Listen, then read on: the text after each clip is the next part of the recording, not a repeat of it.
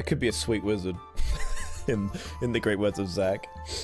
You know, I'm gonna be a mage because it's funny. Gnomes control society. Oh god. I like the idea of abusive gnomes. A small farming town. I like the idea of farming town. World events, who cares? Zaxxas is a world of peace and prosperity. It is a land in which all races live together in harmony. The gnomes build their machines and live among the humans. You are Ima, a male mage in the world of Zaxxas. You live in the town of Samara, just outside the capital of Yelan. You've grown up in the capital city and have lived the life of many commoners, but wanted more. You decide to try and get an apprenticeship in the capital at the academy, but are rejected for your race. You return home disillusioned and try to find work in the town. You are approached by Brother Baron. He wants you to join his order to train you in the path of magic. Good day, Brother Ganon. You speak of an apprenticeship. Ganon quickly nods and smiles at you. Wonderful. What do I need to join? Brother Ganon frowns and looks down for a minute. What's wrong, my love? He looks up and smiles once more. Nothing. It is a glorious opportunity for us. Thank you for asking. He pauses and looks around. You say nothing. He smiles and continues. I will be direct. We need more mages in the order. A lot more. If you can, join us. You look at him and nod. It would be a blessing, but what troubles the guild in these fair times? Brother Ganon frowns. He's a man of many facial expressions. I'm sick of him just frowning and nodding. Say something. The guild. I will spare you the details of our internal strife. We are in a bit of a bind right now, but a new opportunity is presenting itself. The Truth Guild has offered us a deal. Not the Truth Guild. Alright, where do you need me? Holding the scroll out, you look at Brother Ganon. Brother Ganon quickly reads through the scroll and begins to speak. We need someone to sneak into the capital of Yelan and steal this scroll, the one I'm holding. Yoink, done it. It is very important that it gets back to us, so our members can make sure it gets into the right place. I'll need a team. You son of a bitch, I'm in. He nods and hands you a piece of parchment with a list of names and a brief explanation for each. This is awesome. Any personal favorites here, brother? He quickly glances through the list and shakes his head. No, these are all members with potential. We need to test them to see if they are worthy of an opportunity in the real deal. And begin the training. Actually, you say...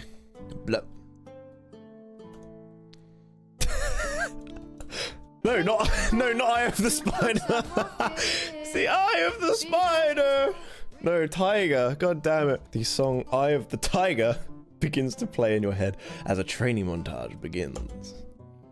Fair enough, brother. Let us gather the recruits in the guild hall and begin the training. You call out the other members in the guild and explain what is to occur. Most of them seem indifferent or even little excited by the prospect of getting paid to do nothing. You're not getting paid to do nothing. Did I stutter, recruits? Perk your ears up and quit your daydreaming. They slowly begin to get up and follow you into the main hall. You take the time to explain in detail what is to occur, omitting nothing. I barely know what's going on. So we all know the plan. The one who wins the trials will accompany me on the heist. You look around and see them all nodding. You begin to concentrate. Notes beginning to appear in your head. The notes of Eye of the Spider. You look up and see the first recruit begin to transform. It takes him a few moments to settle down, but once he does, you continue talking to the other recruits. What does he transform into? He just starts fucking morphing into a werewolf. And it's like, moving on. A montage of the training plays out. You see some of the recruits transforming many times. It seems to have no effect on them. What do you mean? What do you mean? What notes? Why is it brought notes out of this? Take the notes. It's going in a spiral. Oh, for God's sake. The notes continue to stream into your head as you concentrate. Are they singing? The recruits struggle to transform once, but are unable to do so again for the rest of the lesson. What are they transforming into? Are they druids? You'll congratulate the recruits on a fine day of training and tell them to hit the hay. The recruits seem happy with their bed and begin drifting off, but you shake your head. No rest for the wicked, eh, guys? Now it's back to the mission. Oh my God, they've had like 2 seconds of sleep. The new yeah, they would be confused. The new recruits seem confused by this comment, but follow you outside and begin dispersing. Like, fuck this. The recruits wander off in separate directions, as they are sick of your shit. You begin sauntering off to the Thieves Guild. You walk in and see a large man standing behind the counter, looking out of a window. Hello there! I see you're a social butterfly. Are you here to try your luck at the heist? What's your name? Sir, I'm the Grand. I'm a wizard. Once again, the man seems amused by your name. Ha! Princess too? Well, come on in, my friend. Make yourself at home. You make yourself at home and put the kettle on the stove to make tea. The man begins calling others into the room, and you notice that they are all being handed knives. Fabulous blades there, sirs. Absolutely. Now, no point in having fine weapons if you don't know how to use them, right? You say, yes. Oh, yes, of course. I had this brother. No, friend. Larry, yeah? And he was all like, watch me spin this knife between your fingers, without hardly an ounce of practice. Suffice to say, he isn't so right-handed anymore. The man chuckles and waves at you. Hello! I like the idea that this whole skit is just me constantly being welcomed into the building. Every room is another reception. Well, come on in and make yourself comfortable. I'll be with you in a moment. You sit down on the rug and wait for the man to continue. He finally waves you inside and motions you to have a seat. Sit on the floor while I decide what seat you sit on. You decide to take the armchair in the corner so that you can observe the environment better. The man rushes into the room and sits in another corner, still clutching his knife. Okay, this one's not a rat, but I can't trust him either. He appears to be a little skittish, Chauncey. The man's a rat, but we need him. Anyway, tell me about yourself. You explain some of the basics of who you are and how you came to be here. Well, without the intent to bore you, I am on the search for a capable crew to help me with an ever so important quest. The man seems interested in what you have to say. You notice he has a tattoo of a rat on his arm, identical to the tattoo on your arm. Brother!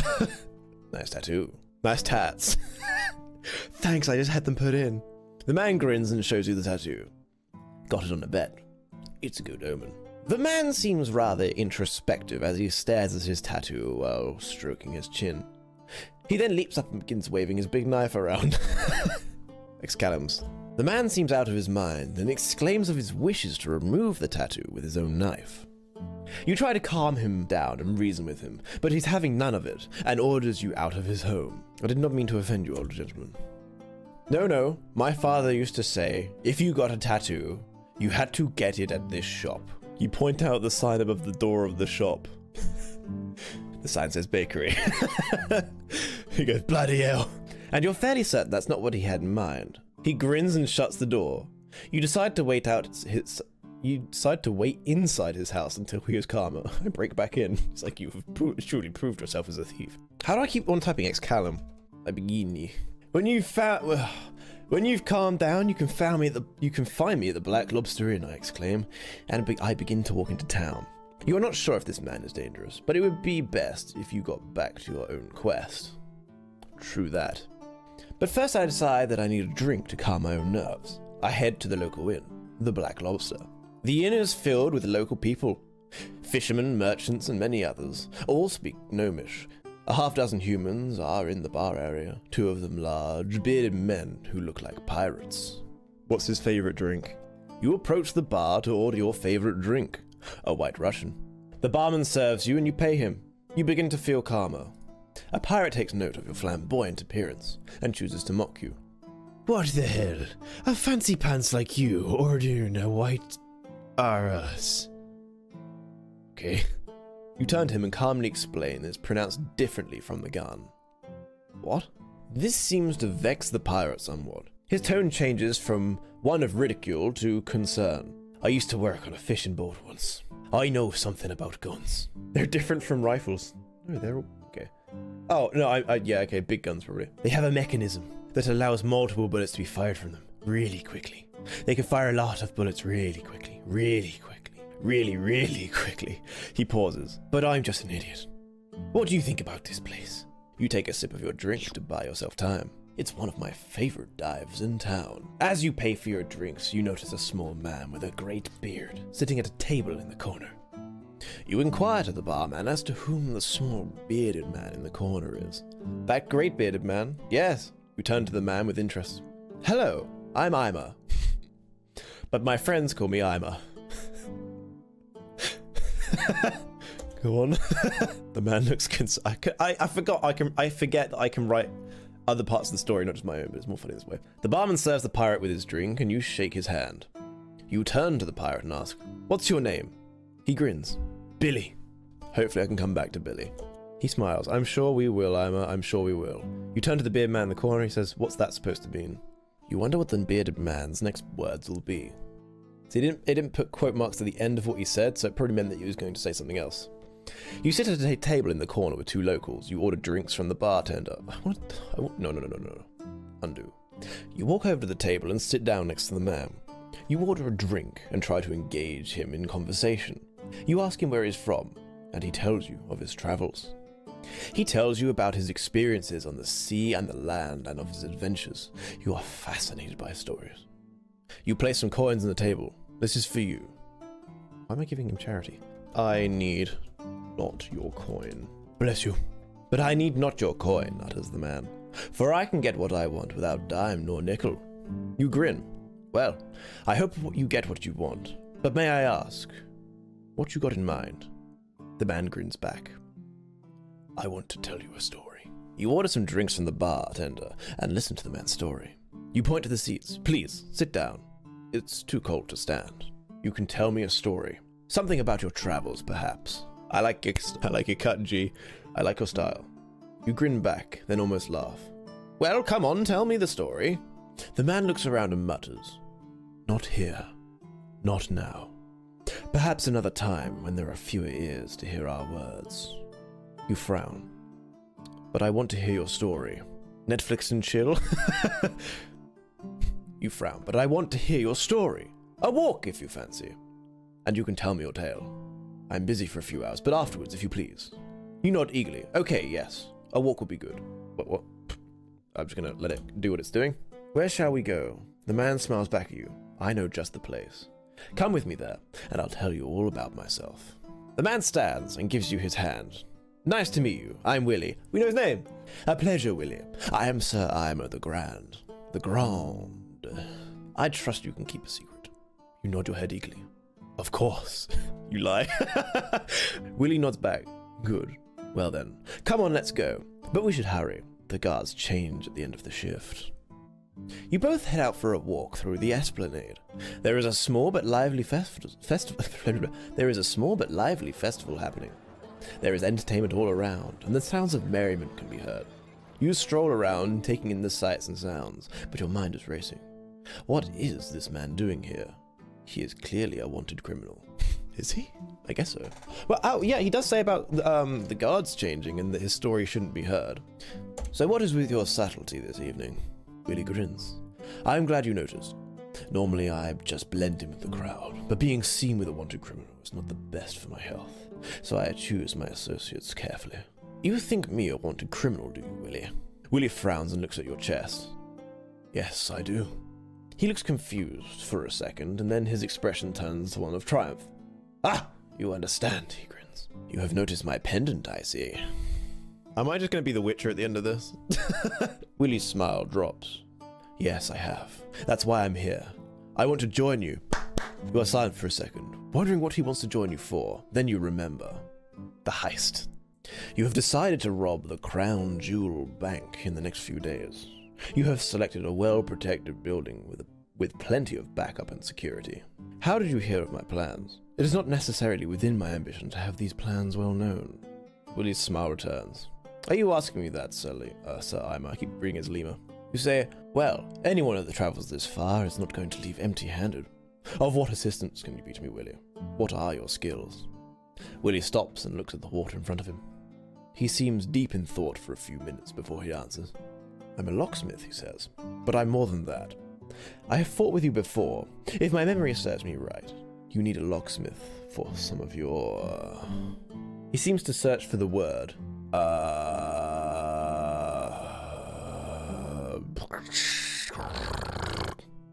Let's try again.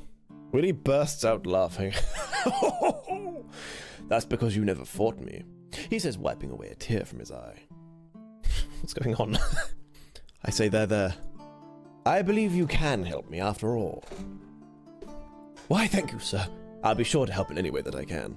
You can help by fucking off. You and Willie enjoy the festivities that are in motion and call it a night. You and Willie enjoy the festivities that are in motion, and you are about to call it a night when all of a sudden you see the princess. She sits on a couch in the middle of the room, dressed in a fancy yet somewhat revealing dress. A little too revealing in your opinion. My word.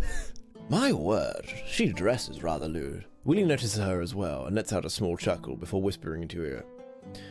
Is this better or worse than the dress? Wait, what? That dress is so last festival. Willie laughs out loud again and gets up to greet her. God, what a womanizer. He goes over to the couch and greets her, but she barely acknowledges him, instead going over a few rules with some guards at the door. Unlucky, Willie. Trying out the old Willie charm, I see. He lets out another laugh. Go on, Willie, you chucklesome bother. Willie is undeterred and continues his mission. Sitting next to the princess... He's very pushy. Sitting next to the princess, who still doesn't acknowledge him. However, she does notice you and gives you a frosty glance. You smirk back at her. I'm gonna write a bit of story here because I want it to go this way. The princess gets up from the couch, ignoring Willie, and comes to greet you. Hello, I'm Clemto? Sounds like a cereal. I'm Clemto's little sister. It's a real treat to finally meet you after hearing so much about you, even if your deeds do you no justice. Yes, my reputation surely, but unfortunately does precede me. But I am a man of no regret. What brings you out this evening, princess? This festival is for the peasantry, after all. The princess laughs a bit. You're no ordinary peasant, I can tell. But that's a fair question. Do you know what I was doing before I came here? I was catching a few potential rebel cell members to get to the root of the problem. But enough about me. Tell me about yourself. Are you enjoying the festival, she asks. A fair question, and one that needs answering. Yes, plenty of shiny things to tempt a man such as myself. But I am proud to say that I've had none to do with thievery this evening. I am, however, rather parched. She laughs again. Well, you've come to the right place. But don't hang around. Guards are getting a bit trigger-happy right now. Perhaps I could treat you to a drink. The punch is excellent. The one with the fizzing tablets at the bottom. She laughs again. I'd be happy to treat you to a drink. Oh, she's treating me. I'm off the rest of the week. And there's no one here right now on guard duty. Follow me. Mum and Dad ain't home. Come over. You follow the princess to an area where you can both grab a drink, relax, and share some stories. I'm living out a fantasy, aren't I? Using her powers of forethought, she grabs you up a cup of wine. You drink it down quite quickly. The princess grabs one of the musicians and has them play for you. You are extremely happy with her kindness. She's like, you there! Play Through the Fire and the Flames. I don't know that one. I don't remember asking. If I didn't know better, I'd say you were trying to loosen me up, princess. That was meant to be a say, and it was now a story. A powerful mind shield. She's... Okay, that went a bit wrong. Hang on. If I didn't know better, I'd say you were trying to loosen me up, princess. She laughs. Maybe a little. But I think you'll do the job just fine. The music starts and the two of you dance. Ooh. You both dance to Through the Fire and the Flames. Please. This is stupid. You head to the dance floor with her, and a familiar tune begins to play. Through the Fire and the Flames by Dragon Force. Oh, I love this song, the princess expresses delightfully. You give her a quick hug and spin her around. Before you know it, several minutes have passed and you realize you've been having so much fun that time has flown by. This recording's been going on for an hour. You are very surprised to find that the princess has to return home. Coffee? I wonder if it'll go lewd. Are you sure I cannot walk you home? The streets are dangerous at night. She shakes her head. I really must be going. Good night. I've had a wonderful time. The two of you part ways, neither of you knowing what is in store for each of you. Oh, drama. I'm going to stop the recording here and then keep going. Because it's an hour long and I don't want to have to import hour-long files or over hour-long ones. This is a little post-edit little... this one was quite long, sure. The next one coming up has a bit more random stuff in it, so keep your eyes peeled. It's definitely coming. Soon. Soon. Soon?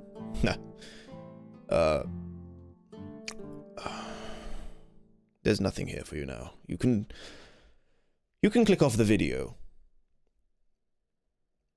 You need to leave because you probably have more important things to do. You're staring at a blank screen, listening to me. Leave. Goodbye.